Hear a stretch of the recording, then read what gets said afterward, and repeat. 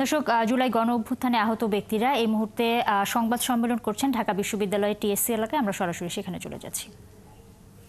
সংগঠন আওয়ামী লীগের নিষিদ্ধের দাবি, জুলাই বিপ্লবের ঘোষণাপত্র এবং জুলাই আন্দোলনের যারা বিপ্লবী নেতাকর্মী তাদের নিরাপত্তার দাবি নিয়ে গত বুধবার জুলাই ঐক্যের ঘোষণা করি আমরা।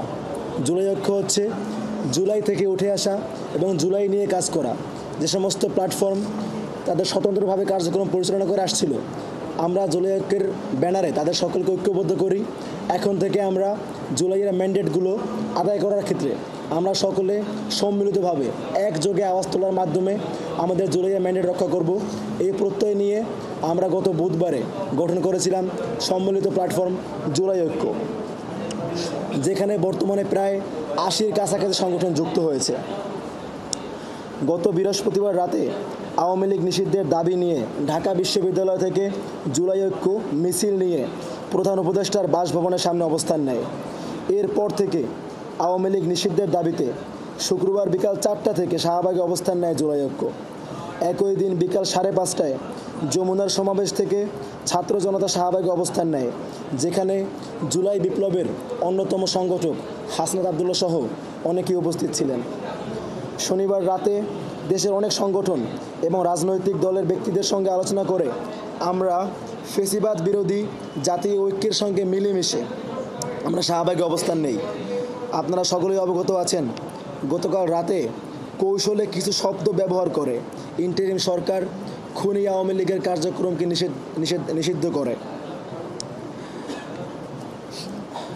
আমাদের দাবি ছিল দল হিসেবেই, সন্ত্রাসী দল হিসেবেই আওয়ামী লীগকে নিষিদ্ধ করতে হবে, কিন্তু বাস্তবে আমরা সেটি পাইনি। আগামীকাল সোমবার সরকার পরিপত্র ঘোষণা করবে বলে জানিয়েছে। আমরা আগামীকাল পর্যন্ত অপেক্ষা করব। সরকারের পরিপত্র ঘোষণার উপরে ভিত্তি করে আমরা আমাদের পরবর্তী কর্মসূচি ঘোষণা করব। জুলাই ঐক্যের সকল সংগঠকদের সাথে এই আজকের জরুরি মিটিংয়ে আলোচনা করে আমরা কিছু সিদ্ধান্তে উপনীত হয়েছি।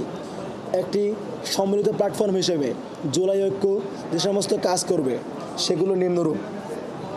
সিদ্ধান্ত ১, জুলাই ঐক্যের পক্ষ থেকে বিপ্লবী জুলাইয়ের ঘোষণাপত্র সরকারের কাছে প্রস্তাব করা হবে। আমাদের প্রথম সিদ্ধান্ত হচ্ছে জুলাই ঐক্য প্ল্যাটফর্মের পক্ষ থেকে সরকারের কাছে একটি বিপ্লবী ঘোষণাপত্র, একটি বিপ্লবী জুলাইয়ের ঘোষণাপত্র আমরা প্রস্তাবনা করব। আমাদের আজকের দ্বিতীয় সিদ্ধান্ত হচ্ছে সারা দেশে জুলাইয়ের স্পিরিট ধারণকারী সকল সংগঠনকে ঐক্যবদ্ধ করব। অর্থাৎ সারা দেশে ছড়িয়ে ছিটিয়ে থাকা যারা জুলাই থেকে উঠে এসেছে এবং জুলাই নিয়ে কাজ করে এরকম সকল স্বতন্ত্র প্ল্যাটফর্মকে আমরা আমাদের এই জুলাই ঐক্যের আওতায় নিয়ে আসব। সকল স্বতন্ত্র জুলাই নিয়ে কাজ করা সকল স্বতন্ত্র সামাজিক সংগঠন, মানবাধিকার সংগঠন, রাজনৈতিক প্রেসার গ্রুপ, এভাবে যারাই জুলাইকে ধারণ করে তাদের কার্যক্রম পরিচালনা করে আমরা তাদের সকলকে ঐক্যবদ্ধ করে একটি। দর্শক, জুলাই ঐক্যের ছাত্ররা সংবাদ সম্মেলন করছিলেন, আমরা সরাসরি সেখানে ছিলাম।